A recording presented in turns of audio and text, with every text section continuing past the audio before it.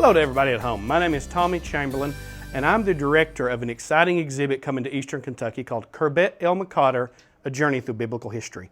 We're getting the opportunity to go out and visit a lot of churches in our area, community groups and businesses, and tell them about the world-class exhibit that's coming to our area in 2017. But we realized maybe not everybody will get the chance to see and hear about what we're doing. So we thought we'd bring it to you via Pike TV. So today you'll get the opportunity to sit through a presentation that we do it again at church groups and community groups, and we're actually going to show you some artifacts that are going to be in our exhibit coming in 2017.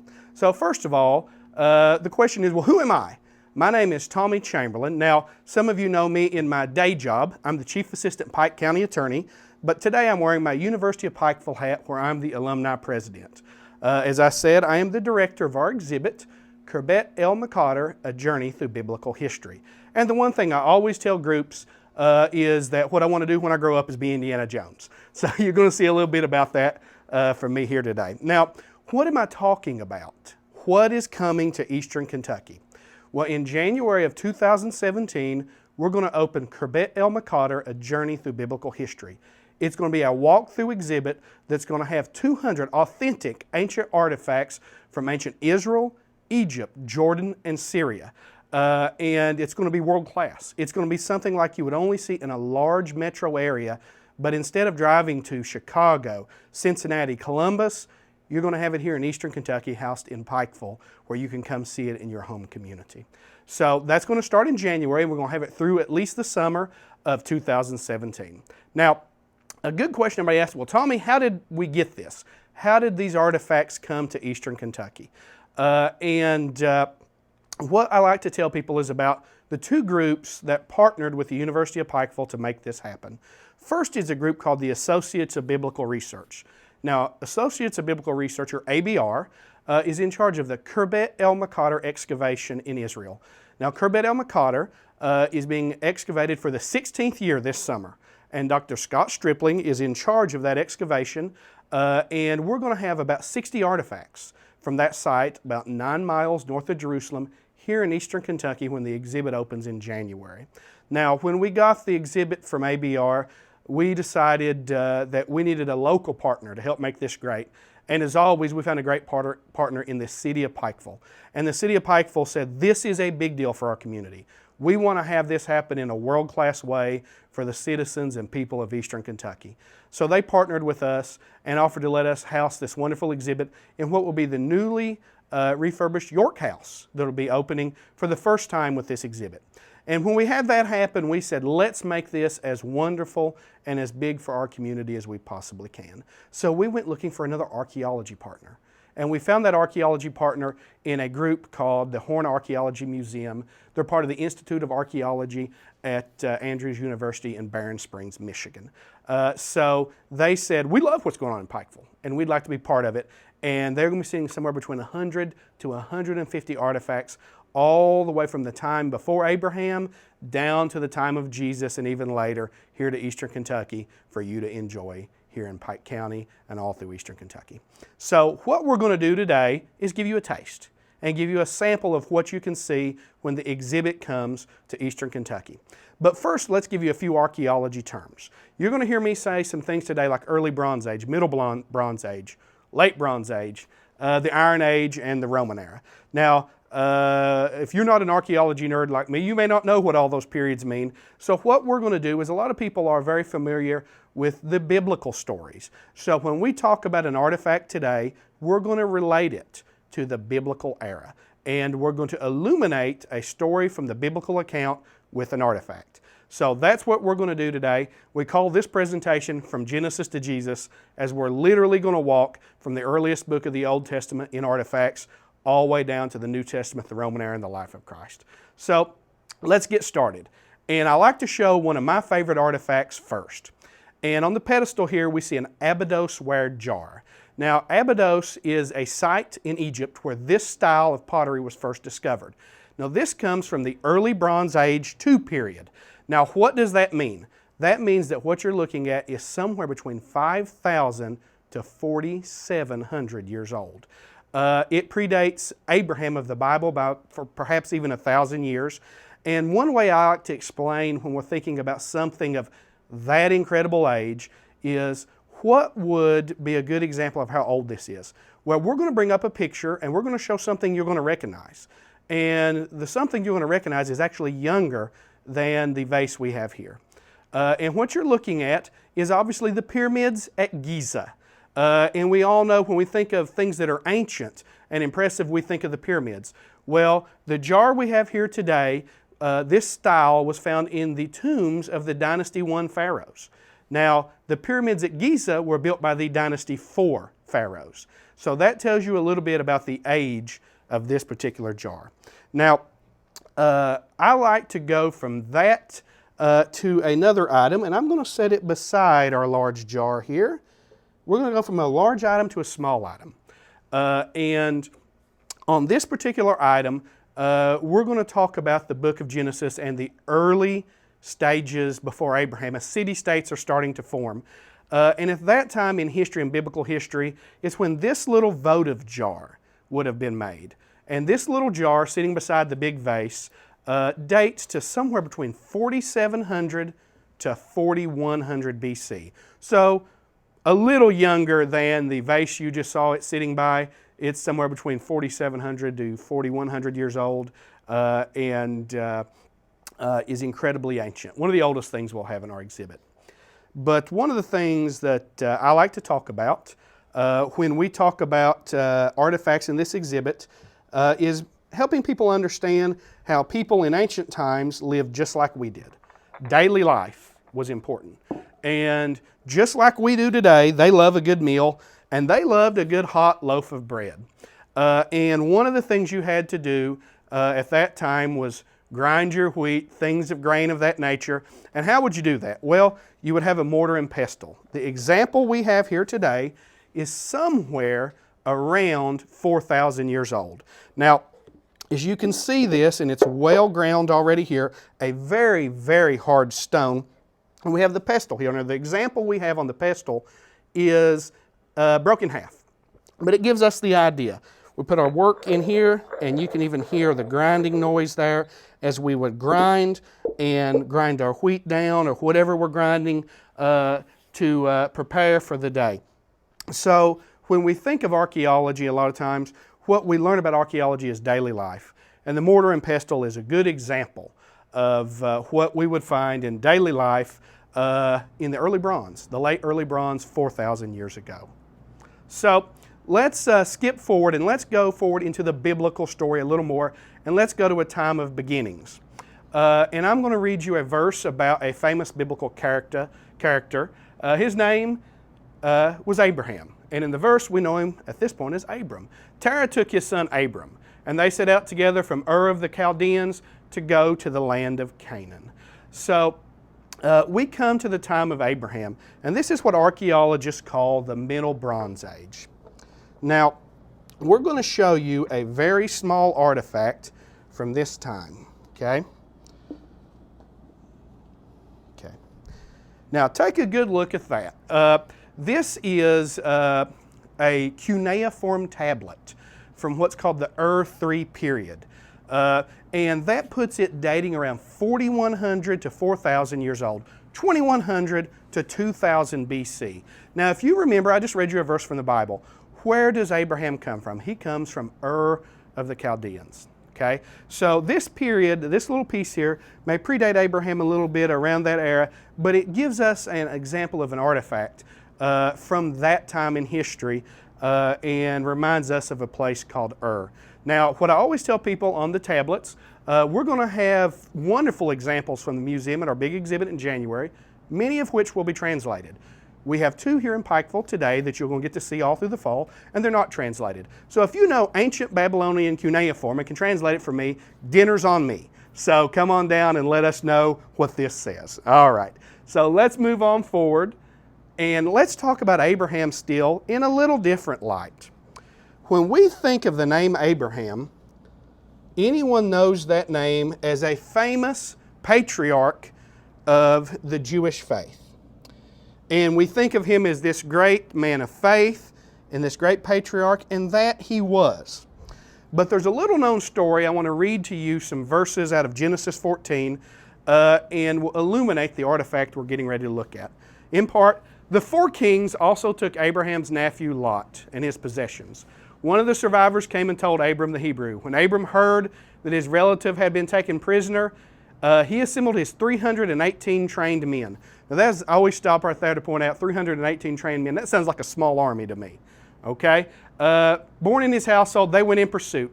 He and his servants deployed against them by night, attacked them, and pursued them. He brought back all the goods and also his relative Lot and his goods, as well as the women and the other people. So, in this example, we see the story of Abraham the warrior and his 318 trained men. So they go after this group and they rescue Lot and their possessions. And so they go and they fight and they have battle. And what kind of weapons do they carry? Well, it's very likely that some of those men were carrying an axe as a weapon. And we have here today an axe head from the Middle Bronze Age. The axe head here on the table dates to somewhere between 2000 and 1550 BC. That would be around the time of Abraham. Now this one is partially broken, as you can see, but if you use your imagination, you can imagine the wooden shaft going in at the end, and you could imagine the force of a strong man thrusting that at you and the horrible damage it could do to the body. It's a weapon. So this is the first weapon we're going to see today, and it's from the time of the life of the patriarchs, Abraham, Isaac, and Jacob.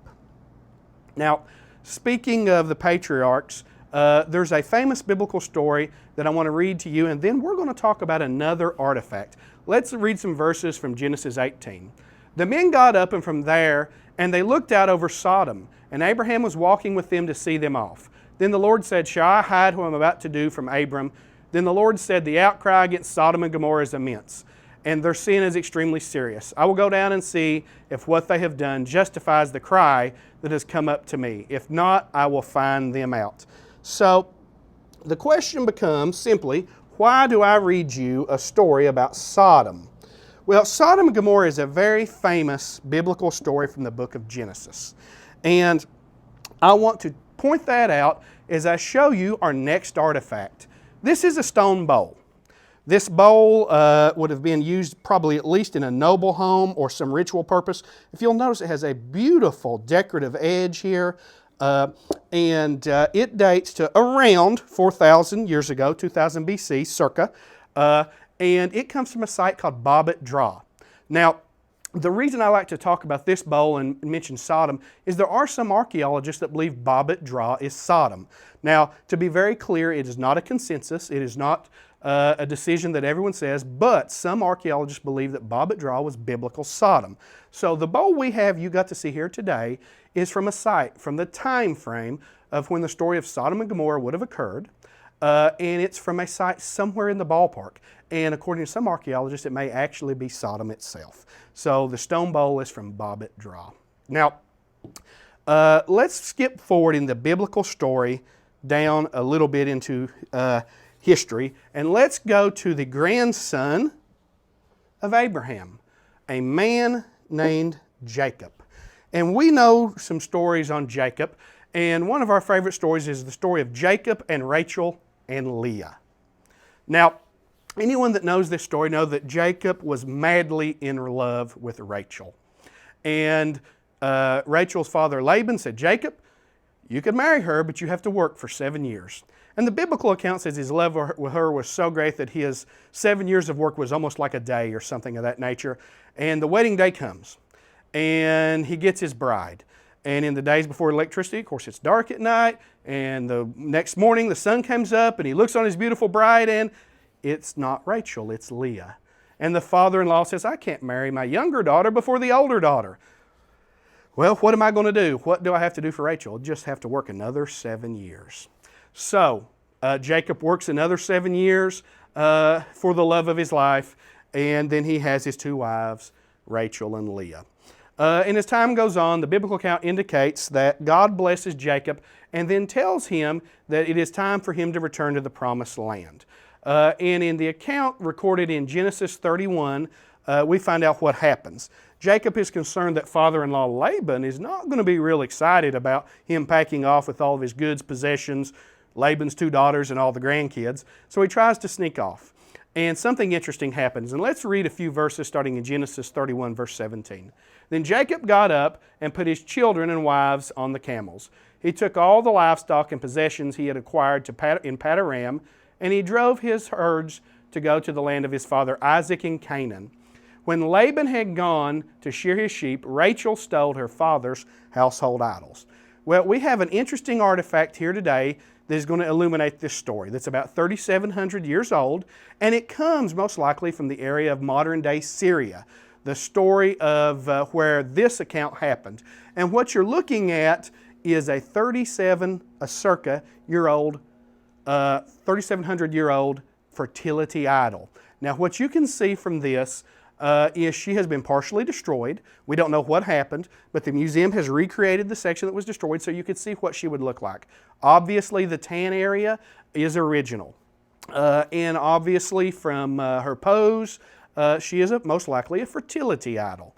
Now, the features of her face, if you see that, are very interesting. I don't know if it's bird-like or whatever, but it's very, very interesting, I think. Now, what's fascinating is we see Rachel stealing the household idols. What did a household idol look like at the time? Well, you're looking at it. When you look at this idol, this is an example of what a household idol from the time of that biblical story would have looked like. So that is our fertility idol. It is one of my favorite items in the exhibit we currently have, and we're looking forward to displaying her in a fabulous way in January of 2017. All right, let's move on in the biblical account to a new story that most of you are going to know. Okay? And let's read the story, and then we'll talk about why we go through all this. Genesis 39 starts in part. Now Joseph had been taken to Egypt. The Lord was with Joseph, and he became a successful man, serving in the household of his Egyptian master. Potiphar also put him in charge of the household and placed all that he had owned under his authority. From the time that he had put him in charge of the household of all that he owned, the Lord blessed the Egyptian's house because of Joseph. He left all that he owned under Joseph's authority. He did not concern himself with anything except the food that he ate. Well, we all know the story here is Joseph is running the household of Potiphar, and we know what happens in this story. This is the story where Potiphar's wife tries to seduce Joseph, and Joseph ends up in prison. That's what we think of when we think of this story. But I like to use this story to illustrate the next artifact. When we imagine the story of Joseph in the household running the house of Potiphar, you probably imagined a house, and you probably imagined what the house looked like. Well, what did you imagine in your mind, and where did you get that from? And that is what archaeology does well for us. It teaches us what the material culture, daily life, what did a house at the time look like? What did the items in the house look like? And that's what it does such a good job of setting the background for these stories for us. So let's take a look at this next artifact. This next artifact is a simple pottery vessel. It is an example of what's called Tel El Yehuda ware. Tel El Yehuda is an important site in the eastern delta region of Egypt. It was discovered by a famous archaeologist named Flinders Petrie, and this style of pottery is named after that site. Now, what is interesting is this particular piece of pottery and this style of pottery did not originate in Egypt. It's not Egyptian. It was made in Canaan. And one of the things I like to do is show people the pottery and take a look. Notice the big, large area for holding whatever it's going to contain, but look how skinny the neck is. And take a look at the little tiny opening here that you can see. Now, I always ask fellas, is this going to be a really good water juglet? And the answer is no. You're not going to get a very good drink out of that. So the idea is this is holding something very precious. Something expensive is going to be in there because you're holding a good amount of it, but if it tips over, you're not going to lose much of it. And so what does this teach us? Well, the museum tells me that this particular piece was probably made somewhere around 1600 to 1550 BC. And so we're in the ballpark, circa the time of the life of Joseph. And when we imagine the story of Joseph running the household, what did the average goods in the house look like? Probably something like that. And this particular piece, the Tel El Yehuda ware, also illustrates the story in a little different way. We know the story of Joseph, and he's sold into slavery by his brothers. And they come from Canaan down to Egypt. Well, this style of pottery would have been carrying precious goods, expensive goods like we were talking about, coming from Canaan to Egypt. So at the same time in history that this style of pottery, and we see transport and commerce between Canaan and Egypt, we also see a young man in the biblical account go from Canaan to Egypt as a slave, and his name was Joseph. Okay. Now, from there we would walk on through the biblical story, and most of us know that. The family of Jacob would eventually come to Egypt and find Joseph second in command, maybe the vizier of Egypt. And time passes, and the Hebrew people are enslaved and become slaves in Egypt. And then a man named Moses raises up, and God uses him to deliver the people, and they escape bondage, and they wander in the wilderness for 40 years. And then the conquest of the land of Israel begins under Joshua. And that's going to take us to our next artifact, and we'll talk about it in just a few minutes. Now, we all know the story of a place called Jericho. Today, we're going to focus on a little different story. We're going to focus on a story of a place called Ai. In the mountains, we tend to call it Ai, but I've been taught by our archaeology partners that it's properly pronounced Ai. And the story of Ai can be found in the book of Joshua, chapter 7 and 8. And I'm going to paraphrase a little bit of that story to you.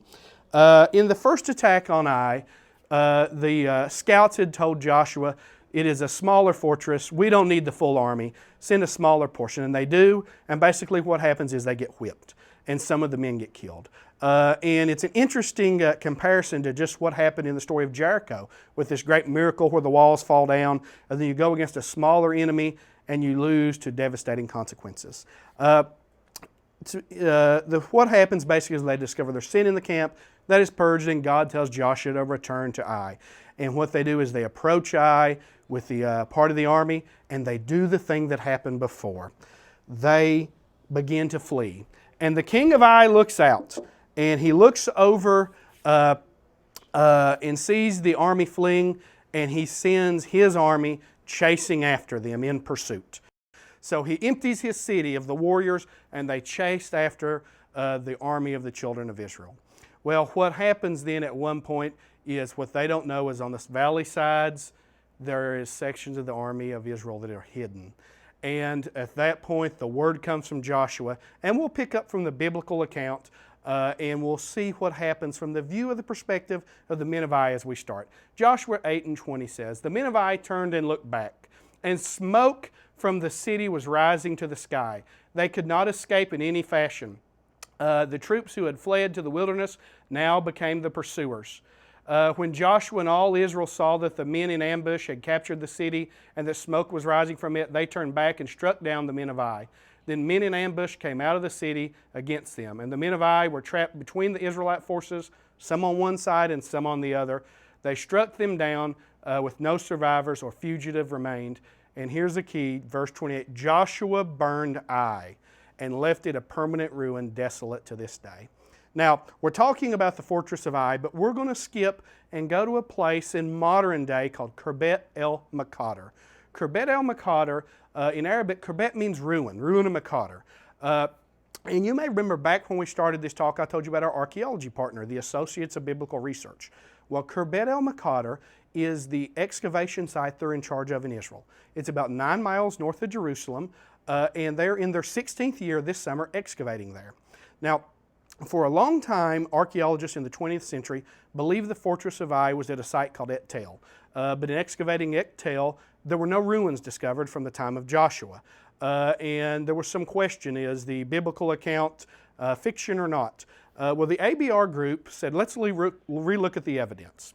And they discovered that the evidence indicated that actually the fortress of Ai was in a different location.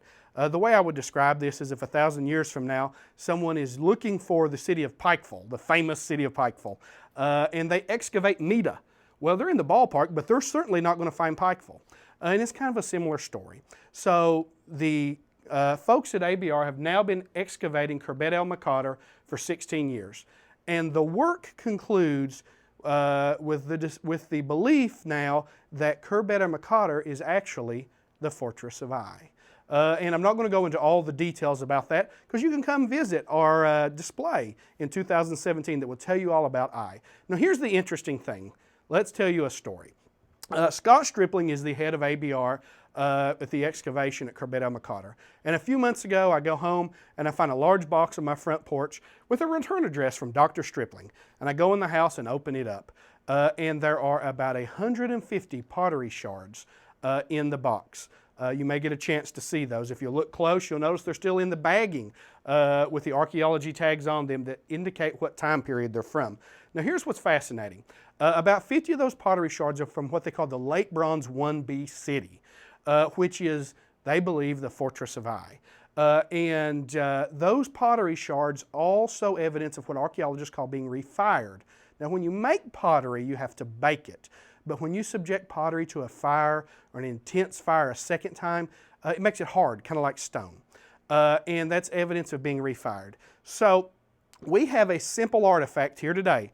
This is a broken jar handle. And this is from the site of Khirbet Maqatir, the fortress of Ai. And this jar handle shows evidence of being refired, subjected to an intense fire after its original baking. If Dr. Stripling were here today, he would tell you that this jar handle and the thousands of other pottery shards from the time of the Late Bronze 1B city, they believe is evidence of the burning of the city of Ai as recorded in the book of Joshua chapter 8. And we'll have many artifacts from that site here on display in January 2017 up through the summer.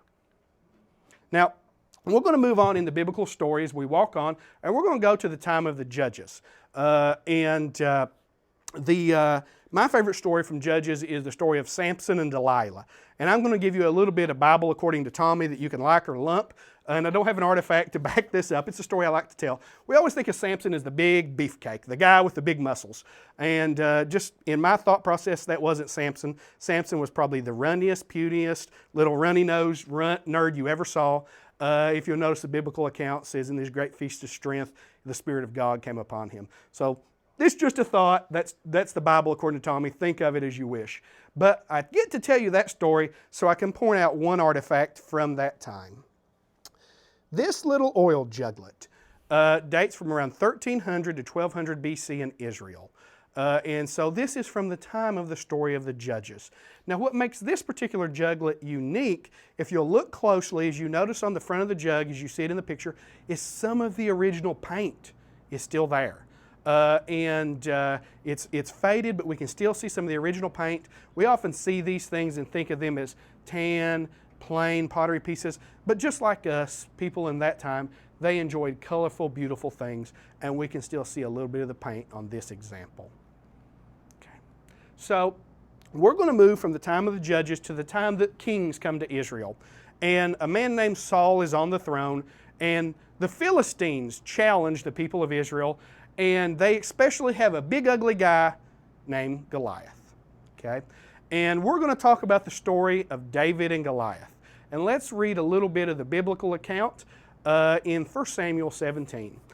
David took his staff in his hand and chose 5 smooth stones from the wadi. I always like to tell people in eastern Kentucky that means creek bank. And put them in the pouch, in his shepherd's bag. Then with his sling in his hand, he approached the Philistine. When the Philistine started forward to attack him, David ran quickly to the battle line to meet the Philistine. David put his hand in his bag, took out a stone, slung it, and hit the Philistine on his forehead. The stone sunk into his forehead and he fell to his face on the ground. That's in 1 Samuel chapter 17. Now, we have here today 3 ancient sling stones. And we're going to educate you a little bit on the story of David and Goliath and what an ancient slinger was. In modern day, we tend to think of that as the little boy with a slingshot and a pebble. And that's not what an ancient slinger was. If you even notice, if you can see our picture here of an artist rendition, one thing the artist does well is you see David, a young man, probably in his early or mid-teens, and he has a sling, and it's up high, and it's not a slingshot. It's a long strap of leather or some other material, and he gets the slingstone really going, and then he releases it. Now here's the interesting thing. If you could pick up one of these sling stones, you would realize that these are definitely not the size of a pebble. You can look at this large one compared to my hand and see the size of it. It's large. Now here's the interesting thing. When you pick them up, they're heavy. I wish I could tell you which stone this was. I just don't know, but the stone is very heavy. So the ancient slinger is looking for a heavy stone. Now what we have here is military grade. A warrior at the time would have ground these down to be similar to maybe even a small baseball, as we call it today. But here's the interesting thing about this story. When David gets the sling going, he lets it go. And the experts, the archaeologists, the scientists tell us with studies today that that sling, that heavy stone, when the good slinger lets it go, it's somewhere in excess of 100 miles an hour. Now, so that makes this story interesting. If you could imagine and you could feel the weight of this stone and then imagine it hitting you in the head at 100 miles an hour, it brings the story to life. And that's what archaeology does for us and illuminates. We often think of the story of David and Goliath and we think it's a miracle. And I always tell groups, don't misunderstand what I'm saying. I'm not going to say God wasn't in the story of David and Goliath, but here's interesting. I think it's a story of God's preparation for a young man for his greatest enemy. And David becomes an expert with the sling. And we read in the biblical account about all this armor Goliath is wearing. Well, why do we have all this armor? We know that he's vulnerable one place, in the face.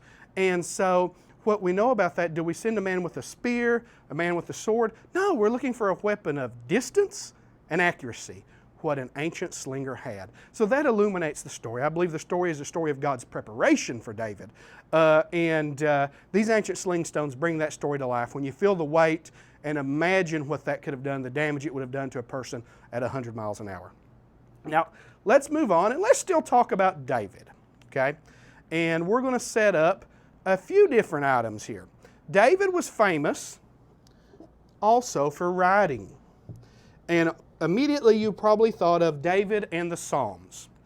And in one of the Psalms, he wrote a verse that went like this: "Thy word is a lamp unto my feet and a light unto my path." In the exhibit, we will have many ancient oil lamps. And today, we have 5 to show you. And I will briefly go through them and explain what you're seeing. All right.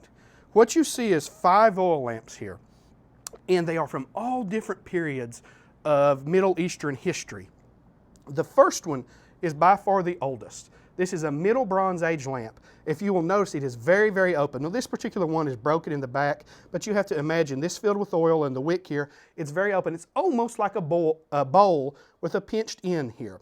Now, so this dates somewhere around 2000 to 1750 BC, the time of the patriarchs, Abraham, Isaac, and Jacob. And then we move down into history. We have another smaller broken oil lamp, but we notice here, we still have a large opening, but notice the pinch comes back farther and it's tighter. And again, we see a sample wick here that would have come out, and this again is an oil lamp. You're using it to light your way at night. This is your personal lamp, and we see how it's changed over a millennia. And then maybe another century later, in around the 9th century BC, maybe the time of Elijah, we find another lamp, and it's similar, but yet we see the pinch coming back a little farther, and the area here. And we go to the 7th and 6th century BC, and then we notice a big difference. The pinch comes much more closed. We have less area here, it's more closed, but still open. And then we see the final step down into the time of the era of the life of Christ. And we notice the entire top is covered. We have an area to put in our oil and an area for the wick. And I'm going to stop here on these because I'm going to tell you a little more about this particular oil lamp when we get to the era of the New Testament.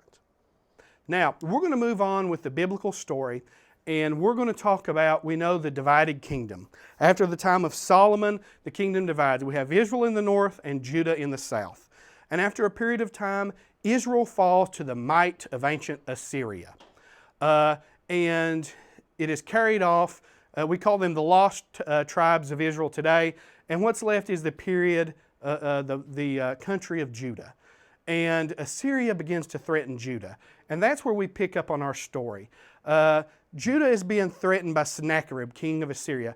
We even have a picture here of a relief that's currently in the British Museum And this is a city in Judah, Lachish. And we see the arrows and the warfare going on in the picture. And that tells us about the destruction at that site. So what we do know is that Sennacherib would invade and conquer most of Judah. And then we come to an interesting story. It is the story of the attack on Jerusalem. Now, I'm going to read this to you. And we're going to read sections of Isaiah 36. And I want you to listen closely to what is said here. Okay? First, you need to imagine you are one of the warriors of Judah. And you're on the wall of Jerusalem. And as you're standing on the wall, you're surrounded by the greatest empire in the world. An army that you know doesn't care to destroy all that you and your family and your city owns, and they've done it to the rest of your country. And the spokesman for your king goes out to meet their spokesman. And let's read an account of what happened. Isaiah 36. In the 14th year of King Hezekiah, Sennacherib, king of Assyria, attacked all the fortified cities of Judah and captured them. Then the king of Assyria sent the Rabshakeh, along with the massive army, from Lachish to King Hezekiah at Jerusalem. At this point in the story, King Hezekiah sends his spokesman out. And the spokesman begins to speak to the spokesman for the king of Assyria, Sennacherib. And the spokesman for Hezekiah say, don't speak in our language, and don't speak so loud that the men on the wall can hear. But how does the spokesman for the representative of the king of Assyria respond? This is what he says. But the Rabshakeh replied, has my master sent me to speak these words to your master and to you, and not to the men who are sitting on the wall, who are destined with you to eat their own excrement and drink their own urine? Now that doesn't sound very pleasant. But that is reality of siege warfare in the ancient world. What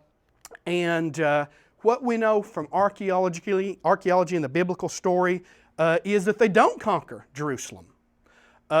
And even Sennacherib, in an interesting way, like a modern politician, we always report things in the best light for us. When he records his conquest of the Judean cities, when it comes to Jerusalem, all he says is, I shut up Hezekiah like a bird in a cage. If he would have conquered the site, he would have bragged about it. So that will take us to our next artifact. And what I want you to think about as we set this artifact up is you are Hezekiah, and you're expecting the siege.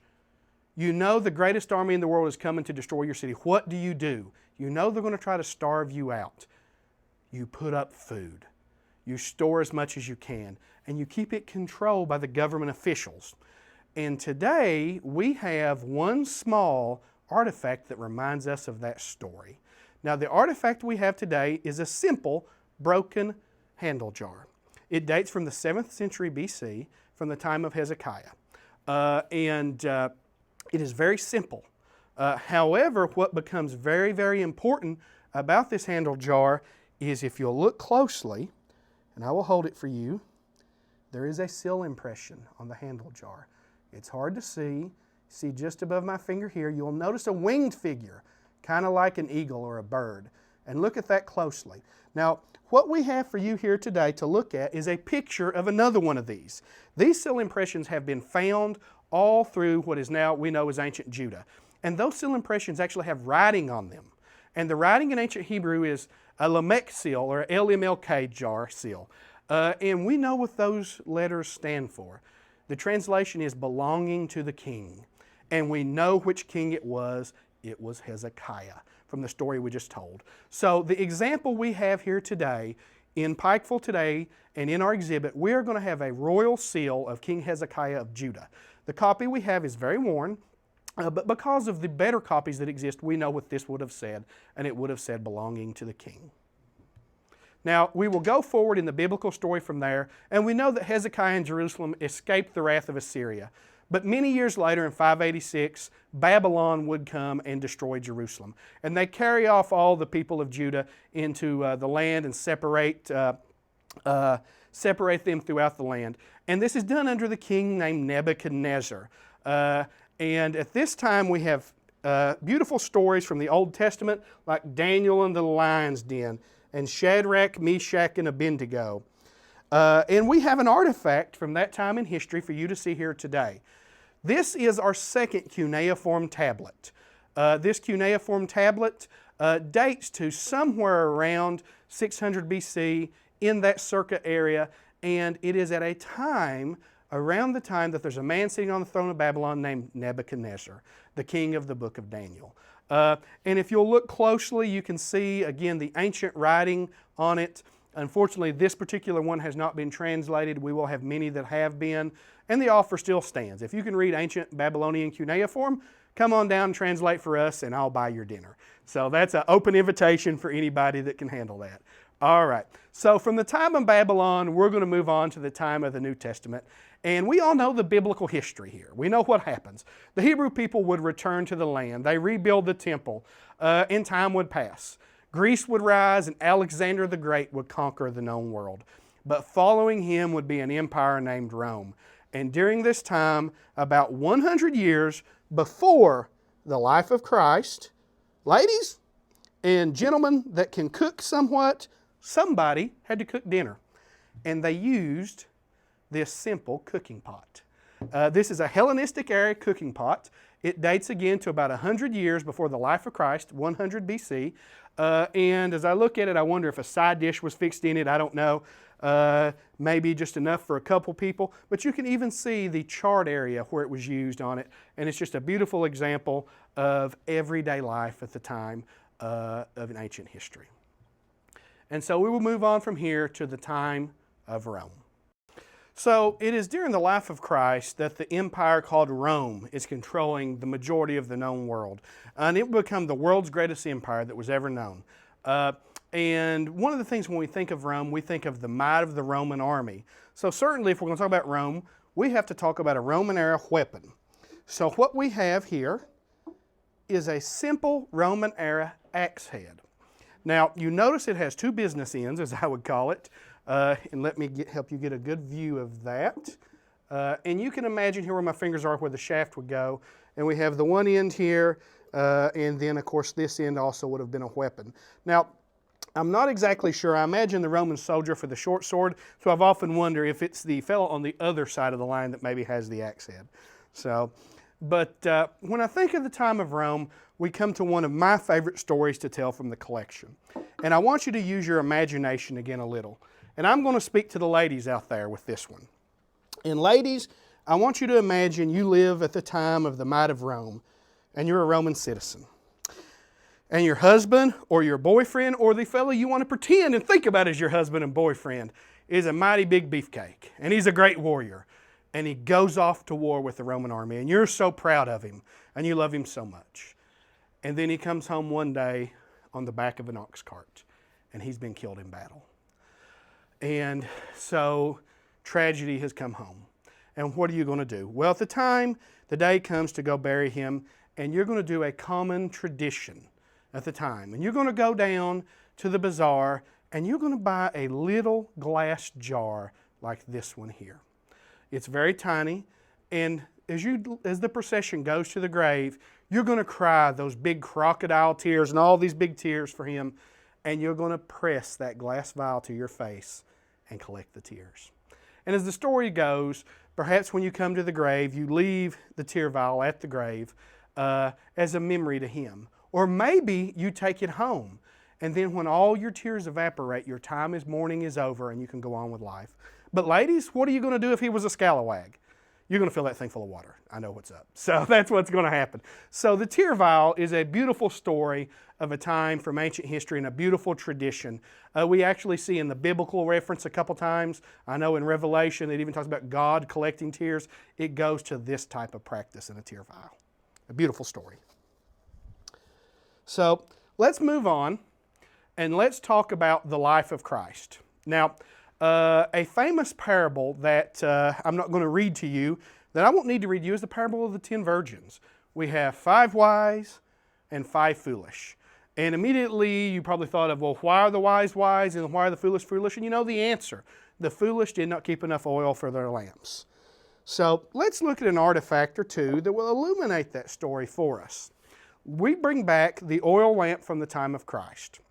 And we see it here And we see the simple oil lamp where we'd put the oil here and the wick here. And we see how this is. And it's not hard to imagine over the course of a night that maybe all the oil in this gets used up and we need to refill it. Well, how do we refill it? If we're wise, we carry an oil juglet full of oil. Now, this particular example, the museum tells me, is probably the hands of the apprentice and not the master potter. And it's interesting, as we look at it, we can see it's not perfectly shaped. I'd like to think the hands that made this eventually went on to become the master potter. But what it tells us about the story, we imagine filling our oil lamp back up. So it illuminates the story as we see the 5 foolish ladies with lamps, but no backup plan, no juglet. Now, during the life of Christ, there is a famous story that I want to read an account to you, and you listen closely and see if you can guess which artifact we're going to bring to illuminate this account. The story goes, while Jesus was in Bethany at the house of Simon, a man who had a serious skin disease, a woman approached him with an alabaster jar of very expensive fragrant oil. She poured it on his head as he was reclining at the table. When his disciples saw it, they were indignant. Why this great waste, they asked. This might have been sold for a great deal and given to the poor. But Jesus, aware of this, said to them, why are you bothering this woman? She has done a noble thing for me. You always have the poor with you, but you do not always have me. By pouring this fragrant oil on my body, she's prepared me for burial. I assure you, wherever the gospel is proclaimed in the whole world, what this woman has done will also be told in memory of her. I tell that story as we tell the story of this lady from 2,000 years ago, and she anointed Jesus with an alabaster jar. One of my favorite objects in the collection is this small alabaster jar. It is beautiful. I wish I could show it to you in person, and the beautiful color of this stone jar. And what we know looking at it is it's an expensive stone. And whoever did the work on this would have been a very expensive item. And whatever went in it would have been expensive and precious. Some accounts indicate that in that particular story, it was probably a year's wage for the average worker. But we see this alabaster jar here, and it reminds us of the story we just read. What jar did she use? What it looked like? We don't know exactly, but it was probably something similar to this.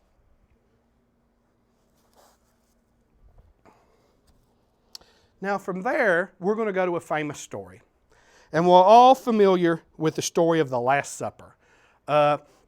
And we know the story there and how that goes. The Last Supper, the night before Jesus' crucifixion, and what happens. Okay?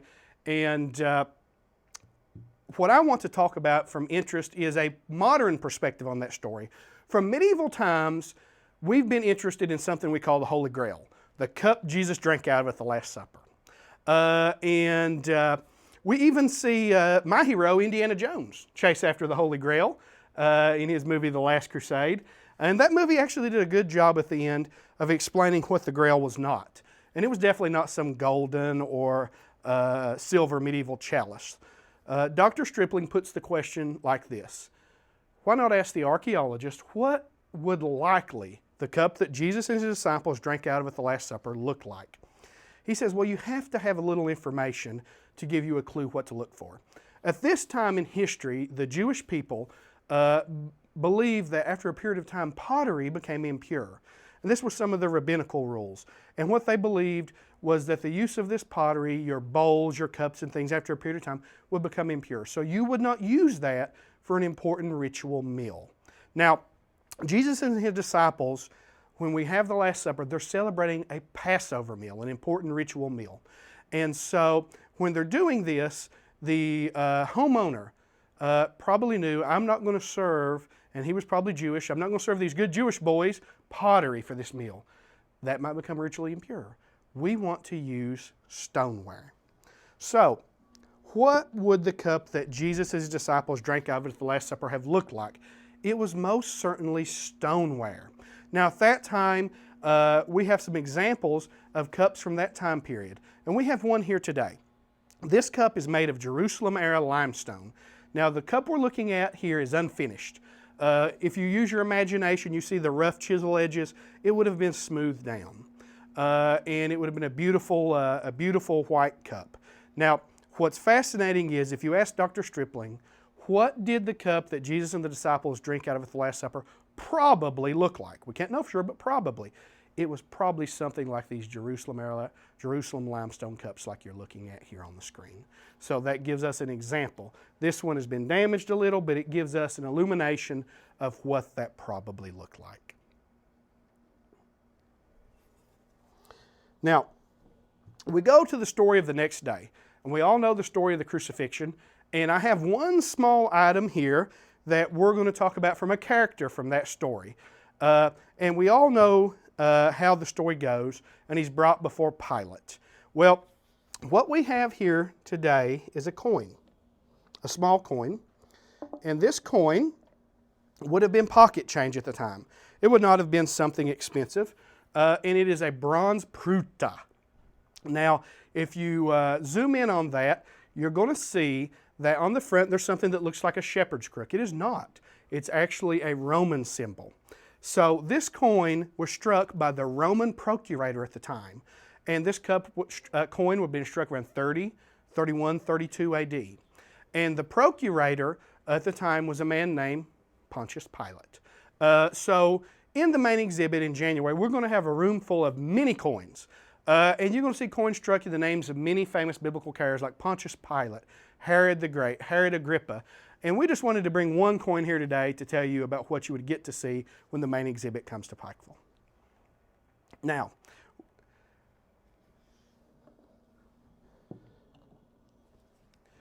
before his death, Jesus actually gave a prophecy. In Matthew chapter 24, we read part of that. As the disciples pointed at the temple and the great buildings, Jesus responds to them, "Don't you see all these things? I assure you, not one stone will be left here on another that will not be thrown down." Well, we do know historically that that happened. In 70 AD, the might of Rome would come and crush the Jewish revolt. Now, what we have here today, we have two tiles, probably roof tiles, that remind us. If you will look closely, you can see on the screen, you can read lettering.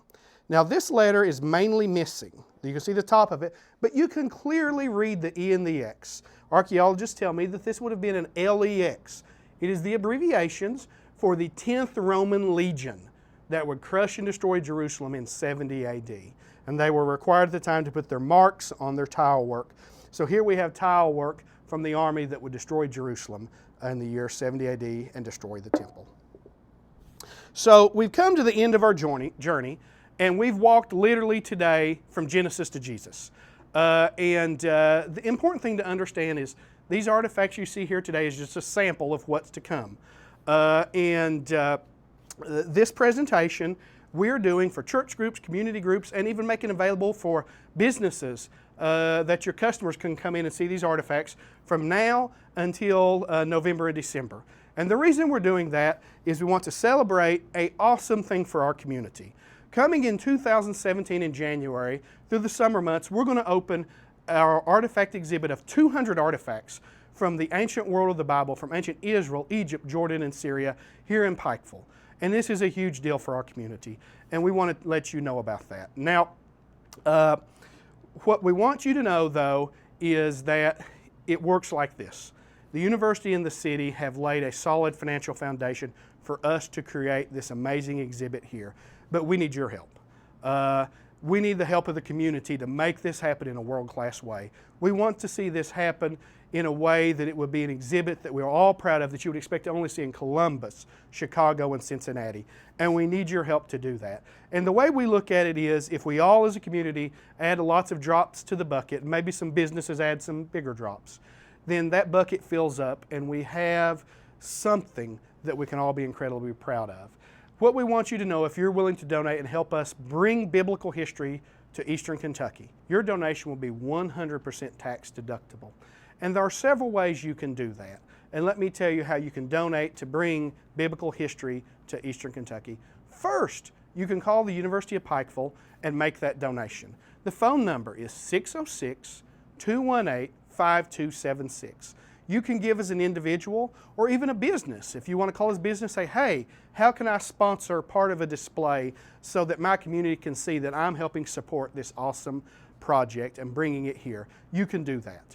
So again, the phone number to call is 606-218-5276. Or you can go online and do one of two things. You can learn more about the exhibit and things to come, and you can learn how you can donate online. Our website is www.upike.edu/exhibit. Again, www.upike.edu/exhibit. And finally, if you want to use snail mail, as we all call it today, and mail in a donation, you can do that to the University of Pikeville.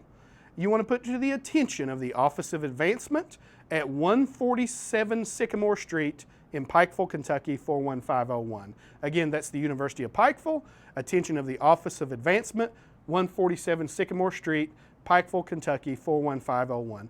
Make sure you make your check payable to the University of Pikeville, and a very important thing you do is put archaeology exhibit in the memo line. So the university knows where to put your check, and it will go 100% to this project only. And I want to take a moment just to say thank you for listening to me today. I hope you've enjoyed our walk through biblical history. I hope you're excited about the amazing exhibit that's coming to Eastern Kentucky, and I hope that you will help donate and make it happen. If you would like to see these artifacts come before 2017 to your church, your community group, or your business, you can call us at the number we just mentioned, 606-218-5276, and we'd be happy to discuss that. But again, thank you so much for giving me your time today. I hope you've enjoyed it, and we look forward to seeing you at Khirbet and Maqatir and a journey through biblical history in January of 2017.